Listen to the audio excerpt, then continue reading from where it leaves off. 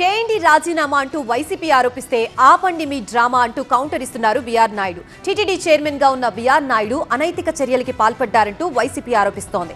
వెంటనే రాజీనామా చేయాలంటూ ఆ పార్టీ నేతలు డిమాండ్ చేస్తున్నారు. అయితే అవన్నీ డీప్ ఫేక్ అని కొట్టిపారేస్తున్నారు బీఆర్ నాయుడు. తన జోలికొస్తే ఎవరిని వదిలిపెట్టబోనంటూ హెచ్చరిస్తున్నారు.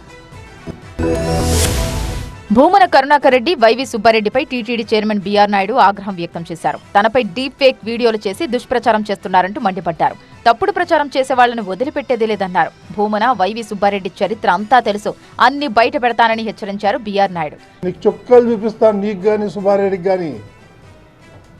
కరుణాకర్ రెడ్డి, నువ్వు మద్రాసులో పోయి ఏమేం చేసావో నాకు తెలుసు.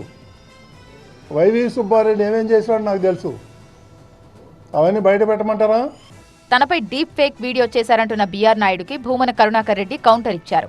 అది డీప్ ఫేక్ వీడియో కాదు, విచారణ చేస్తే అసలు రంగు బయటపడుతుందని ఆరోపించారు.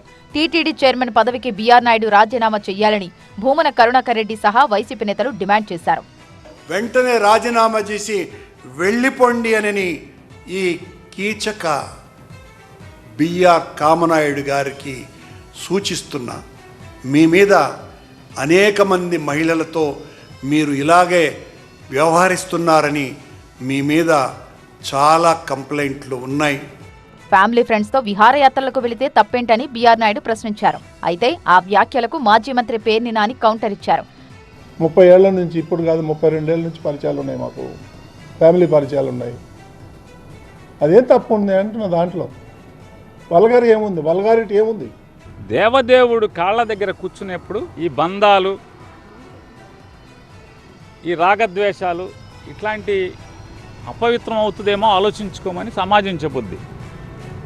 చెప్పిన సమాజాన్ని ఏదో అన్న సామెతగా బరి తెగించినోడికి తాటాకడ్డం పెడితే తప్పు వచ్చిందంట. అట్లా ఉన్నట్టుగా ఉంది వీరి మాటలు. తప్పే ఉంది. 7 ఏళ్ల బంధమే, 7 అడుగుల బంధం, 7 ఏళ్ల బంధమే గొప్పదైనప్పుడు 32 ఏళ్ల బంధం ఇంకా బలమైంది అవుతుంది కదా. తనపై తప్పుడు ప్రచారం చేస్తున్న వాళ్లపై చట్టపరంగా చర్యలు తీసుకుంటానని బీఆర్ నాయుడు హెచ్చరించారు.